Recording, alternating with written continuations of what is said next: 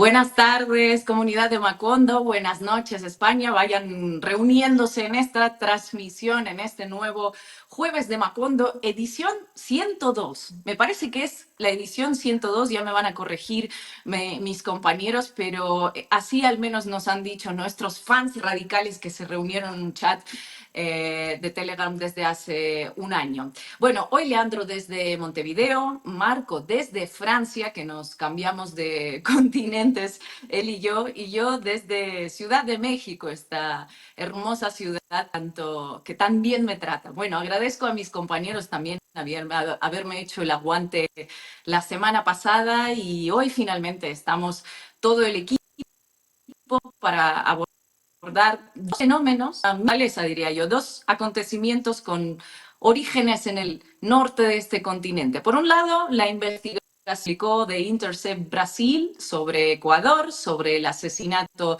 del candidato presidencial Fernando Villavicencio el año pasado, que analizamos en este programa.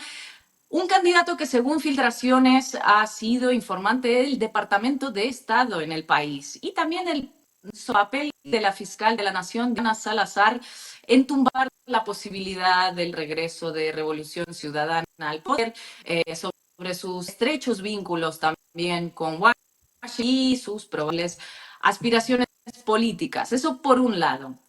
Por otro lado, tenemos la denuncia de un golpe de Estado en Honduras, hecho por la presidenta Xiomara Castro, justo después de cancelar el acuerdo de extradición que mantenían vigente con Estados Unidos. Unos comentarios también recibieron abiertamente injerencistas por parte de la embajadora de Estados Unidos.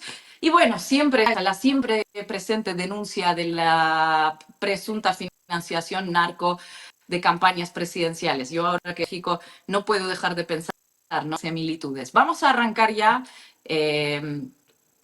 Vayan suscribiéndose al canal, dejando sus comentarios y empezamos. Buenas noches, Ina. Buenas noches, Marco. Buenas noches toda la comunidad de Macondo, que como podrán notar, acá el que viaja poco soy yo, que estoy acá en Montevideo disfrutando de esta hermosísima capital del Uruguay. Marquito, allá en París, buenas noches. Ina, buenas tardes ahí en la Ciudad de México. Vamos a empezar, sí, con el con el primer tema de la noche, que va a ser las revelaciones que hizo un trabajo del periodista José Olivares para The Intercept Brasil, que tuvo la posibilidad de analizar 1.500 chats, 1.500 conversaciones de la fiscal Diana Salazar con una persona muy íntima de ella, donde la fiscal ecuatoriana, la fiscal general ecuatoriana, deja ver todas las operaciones políticas operaciones político-judiciales en las que ella intervino para perjudicar a Rafael Correa, al correísmo y para favorecer los intereses de los Estados Unidos. Es una investigación impresionante, les pido que la lean después en The Intercept Brasil, pero tenemos el gusto de contar hoy en Macondo con el responsable de esta investigación, el periodista José Olivares, desde la ciudad de New York, en los Estados Unidos. Bienvenido, José, gracias por acompañarnos en Macondo. Muchísimas gracias y saludos al auditorio. Muchas gracias. Bueno, José, lo primero, es una investigación en la que ustedes pudieron analizar un número impresionante de conversaciones de la fiscal, que tiene muchas semejanzas con la investigación que publicó ya en 2019 de Intercept Brasil sobre Sergio Moro, que terminó con la caída prácticamente de todos los casos que Sergio Moro impulsó contra Lula, y también con la caída en desgracia, digamos, de la popularidad de Sergio Moro, que en un momento era como el fiscal más prestigioso del continente, ¿verdad? Así es, así es. Y es algo muy interesante porque estamos viendo cómo en Latinoamérica este tipo de investigación, este tipo de, aquí en Estados Unidos le dicen lawfare, este tipo de lawfare, que es usar cuestiones judiciales y procedimientos y casos criminales en contra de adversarios políticos. Es algo que estamos viendo en Latinoamérica ahora y estos mensajes revelan realmente lo que estaba pasando en Ecuador con la fiscal Diana Salazar y lo que ella ha estado haciendo con sus investigaciones. Ahora un poco de contexto, porque después de que Rafael Correa salió de la presidencia, su último año fue el 2017, y el pueblo ecuatoriano votó a favor de Lenín Moreno. Lenín Moreno se convierte en el presidente de Ecuador y él da un giro a la derecha. Entonces, cuando da su giro a la derecha, él empieza a cambiar un poco las instituciones del país. Hay programas de austeridad, hay recortes a varios programas del Estado, y en eso surge y sube al poder la fiscal general del Estado, la fiscal Diana Salazar. Y después de ahí, ella empezó a manejar varios casos y muchos casos que supuestamente son casos que van contra la corrupción y el crimen organizado en Ecuador. Y han sido casos muy importantes y ha sido algo muy interesante porque hemos visto cómo el gobierno de los Estados Unidos ha celebrado mucho la esencia de la fiscal Diana Salazar, y vemos que hay una relación muy cercana entre el gobierno de los Estados Unidos y la fiscal Diana Salazar. Y lo que estos mensajes nos revelan es que ella quizás está tomando un papel muy interesante con estas investigaciones. Está manejando estos casos quizás con fines políticos, motivada por cuestiones políticas para ir en contra del partido correísta, la Revolución Ciudadana, y a favor, favoreciendo a políticos de derecha y a la política de derecha.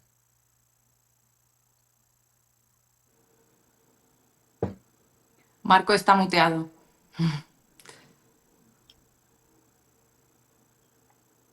Listo. José, ¿cómo estás? Gracias por estar acá en Macondo.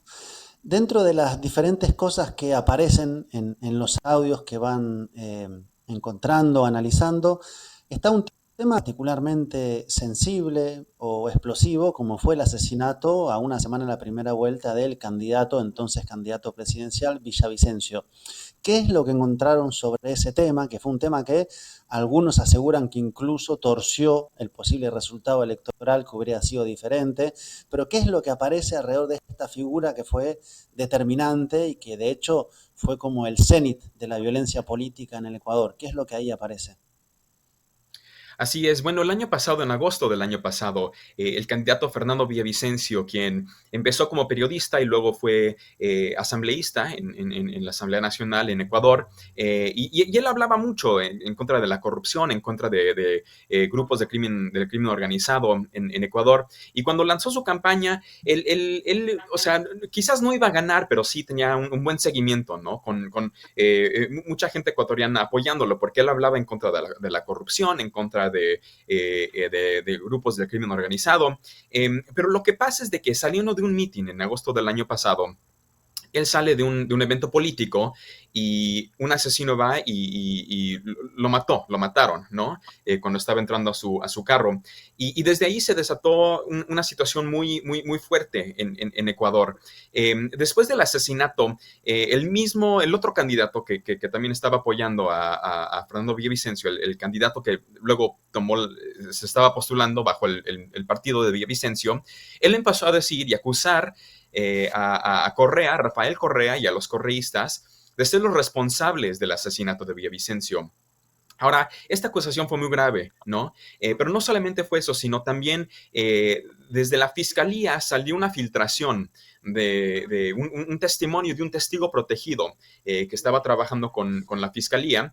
Y de la oficina de la fiscalía, esta acusación también dicen de que este testigo protegido dijo, no, los responsables del asesinato de Villavicencio fueron Rafael Correa y su gobierno. Ahora es algo curioso porque pues, Rafael Correa pues, no ha estado en el gobierno desde el 2017, pero esta acusación fue algo muy fuerte y muy grave que sí causó mucho impacto a Revolución Ciudadana, el partido de Correa.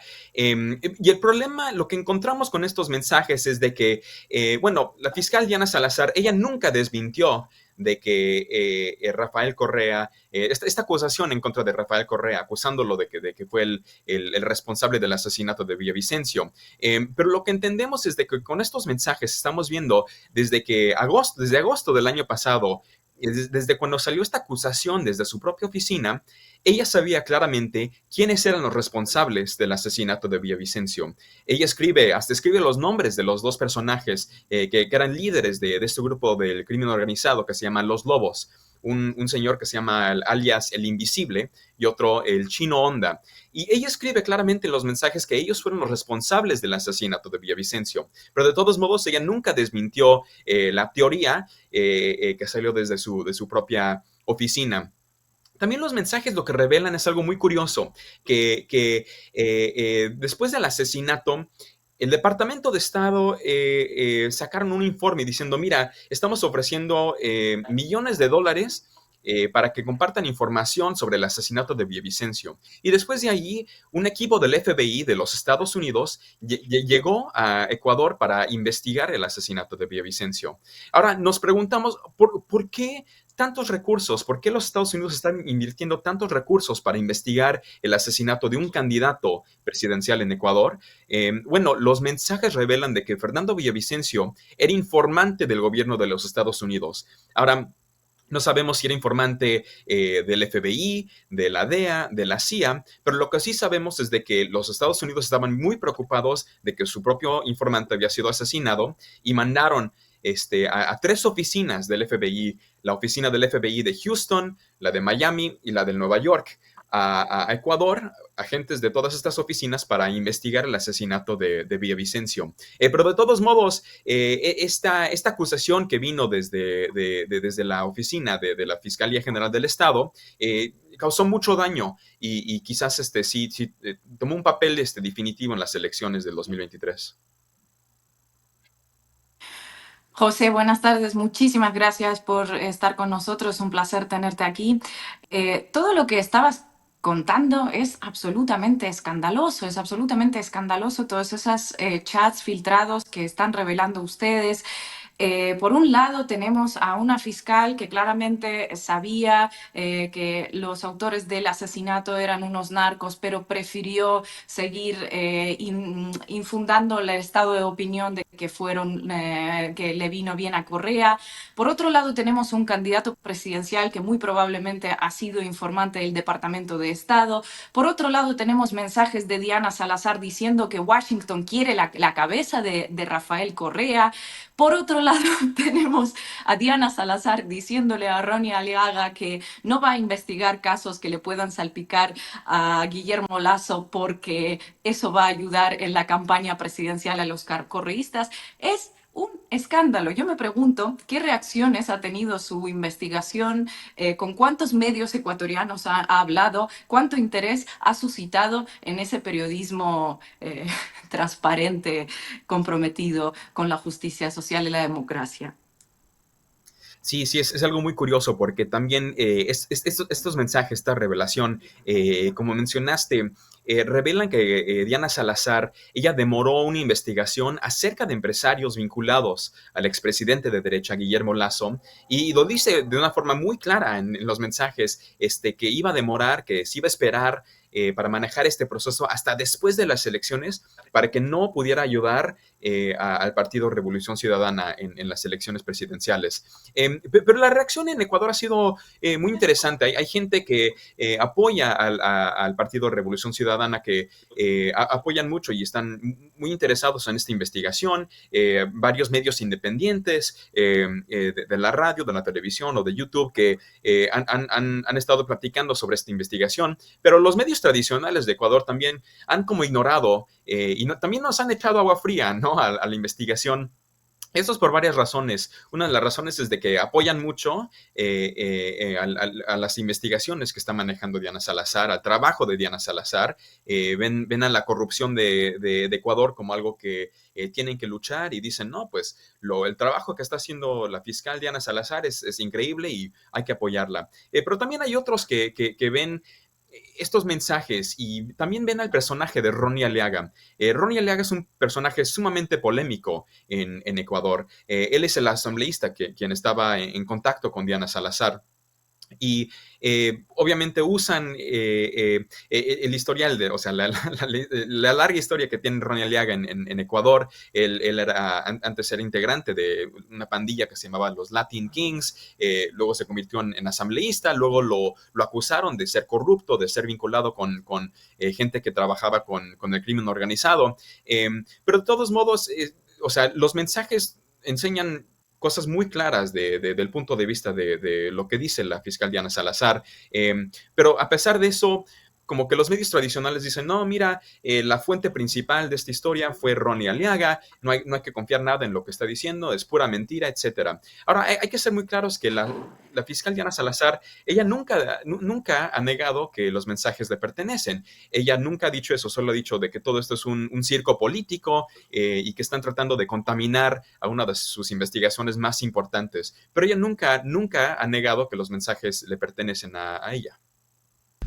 Sí, una cosa que también me parece que contribuye un poco al escándalo, también tiene aspectos medios telenovelescos, porque Ronnie Aliaga, que era asambleísta por el correísmo, dice haber tenido una relación íntima, una relación afectiva con Diana Salazar, secreta durante 3 años, en algo que parece una operación casi de inteligencia, porque el tipo de conversaciones que tienen muchos aspectos de intimidad, pero hablan a través de una mensajería que quiero además que me la cuentes, porque estuve hablando fuera del aire contigo un poco de eso, pero me sorprendió.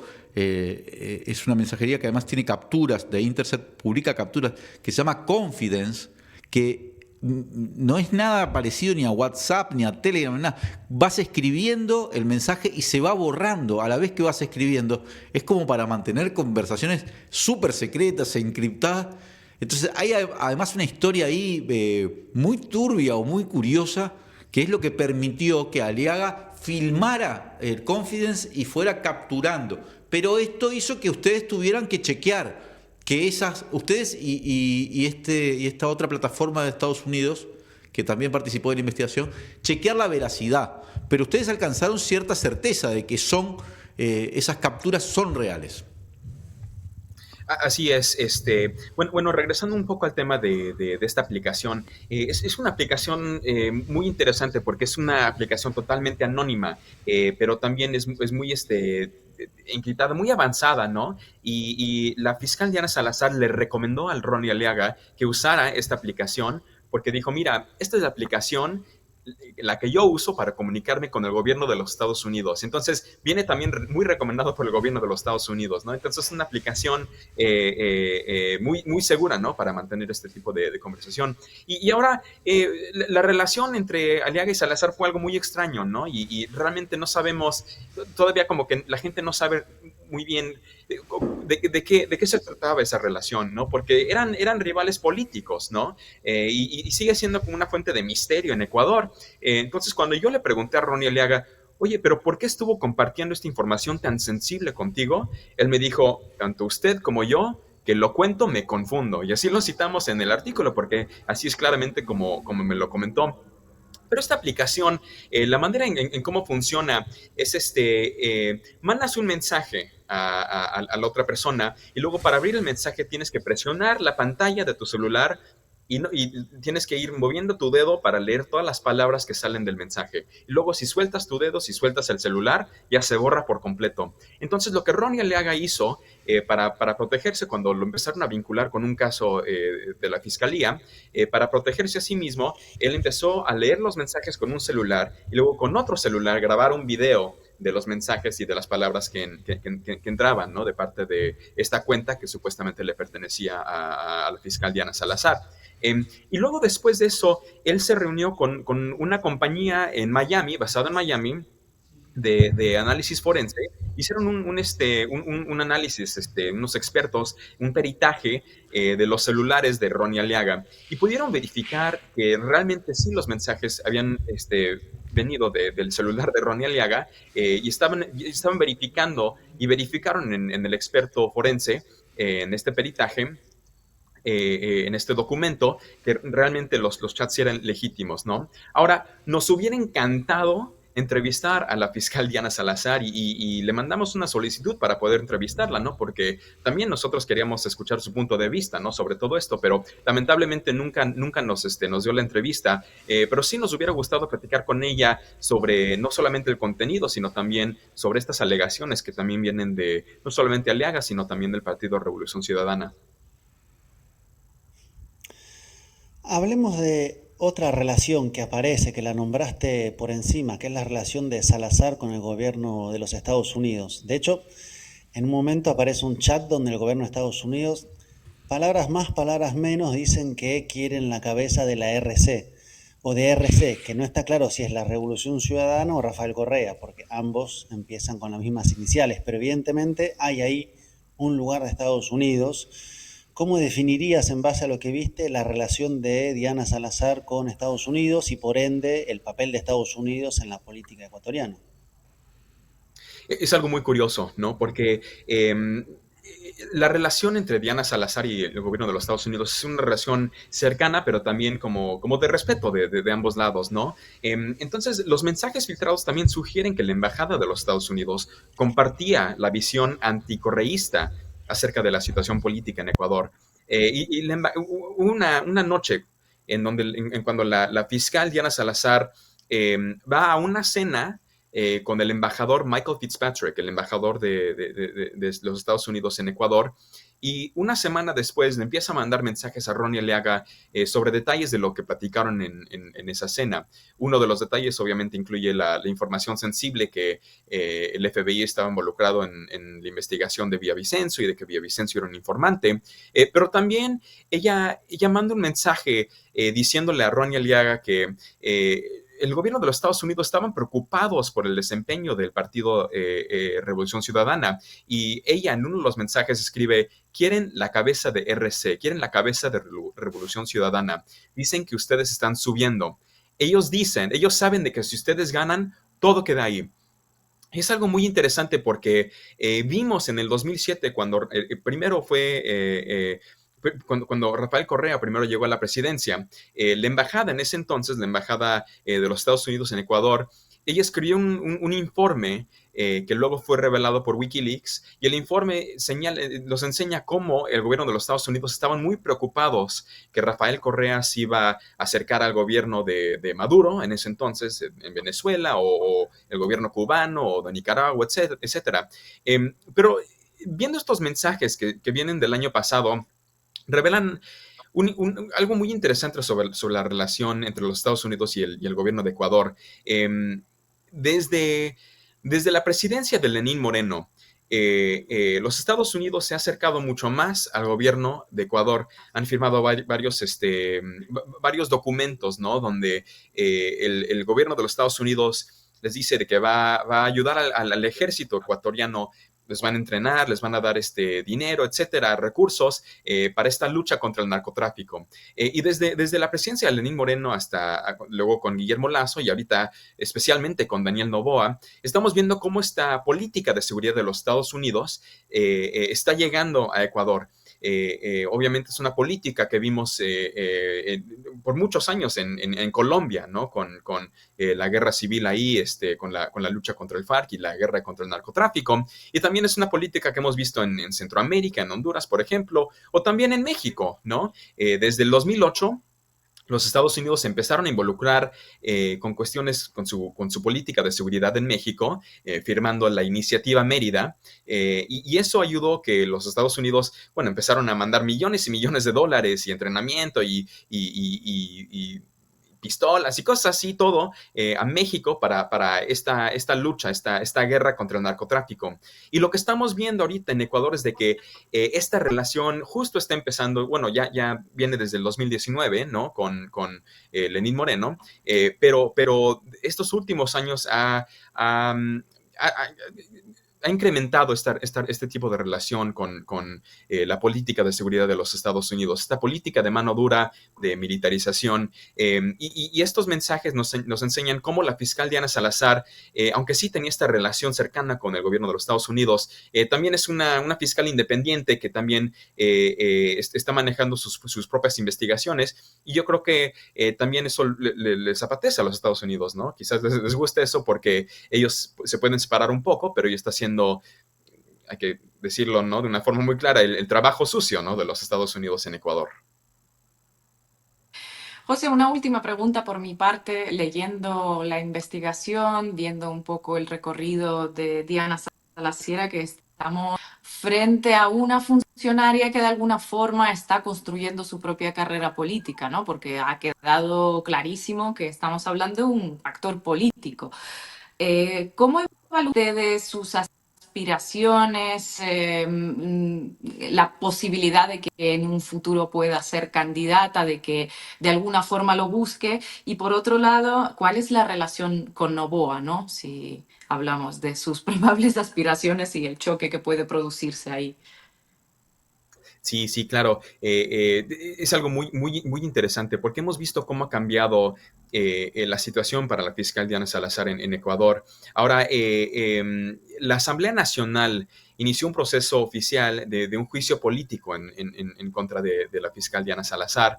Y eso es un juicio muy interesante porque luego se tuvo que demorar por cuestiones médicas de parte de la fiscal, etcétera. Pero parece que con todo esto, lo que está haciendo la izquierda en Ecuador, parece que ya la cuestión política para Diana Salazar quizás ya no va a avanzar tanto, ¿no? Quizás todavía va a seguir teniendo el apoyo de los Estados Unidos, pero después de revelar estos chats, después de que ella estuvo revelando información sensible del gobierno de los Estados Unidos, quizás ya no tanto, ¿no? Ahora, es algo muy curioso porque ella ha sido la fiscal bajo tres distintos presidentes, el presidente Lenín Moreno, Guillermo Lasso y ahora con Daniel Noboa.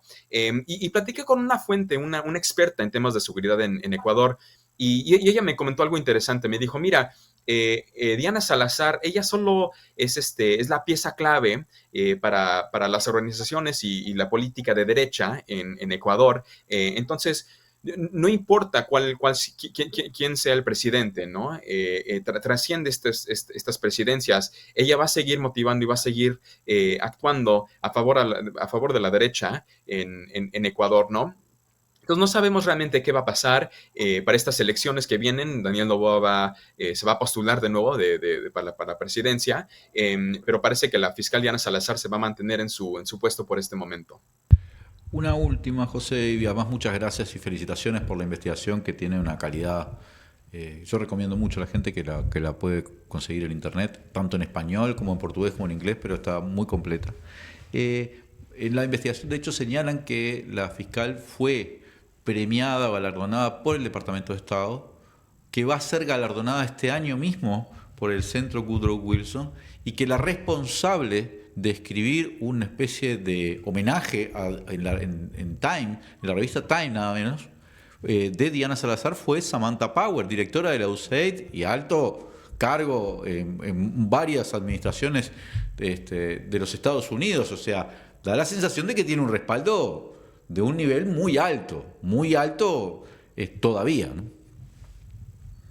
Así es, así es. Y, pues como digo, pues hay que ver cómo va a cambiar esa relación, o me imagino que se va a quedar igual, ¿no? Porque ella está haciendo el trabajo de los Estados Unidos ahí en Ecuador, ¿no? Y de la derecha en Ecuador. Pero algo interesante que hay que reconocer es de que esta relación con Ecuador, con la política de seguridad, con el apoyo que están aportando, que le están dando a la fiscal Diana Salazar, no importa cuál partido político esté en el poder aquí en Estados Unidos. Aquí en Estados Unidos es un año de elección, está Kamala Harris con los demócratas y luego contra Donald Trump, el republicano. Pero no importa porque con los dos partidos políticos es la misma política de seguridad, la misma política hacia Latinoamérica, quizás los demócratas con una sonrisita, ¿no? Pero pues sigue siendo la misma política, ¿no? Entonces, Diana Salazar ha sido reconocida bajo el gobierno de Donald Trump, bajo el gobierno de Biden, y ahora pues a ver qué pasa con estas elecciones que vienen este año, pero la relación entre Estados Unidos y Latinoamérica con la política de seguridad, con la militarización y todo esto con la guerra contra el narcotráfico, yo creo que va a seguir igual, independientemente de quién gane las elecciones este año aquí en Estados Unidos. José Olivares, muchísimas gracias por estar con nosotros en Macondo y de nuevo felicitaciones por la investigación, realmente es muy sólida y les recomendamos a todos nuestros seguidores que la vean en la web de Intercept y gracias de nuevo, ha sido un placer y ojalá volverte a ver por aquí. Muchísimas gracias, les agradezco mucho. Gracias. Bueno, y nosotros vamos ahora al corte, dejen sus comentarios, pongan me gusta, no racaneen los me gusta y ya si quieren pueden apoyar el proyecto. Vamos al corte y seguimos.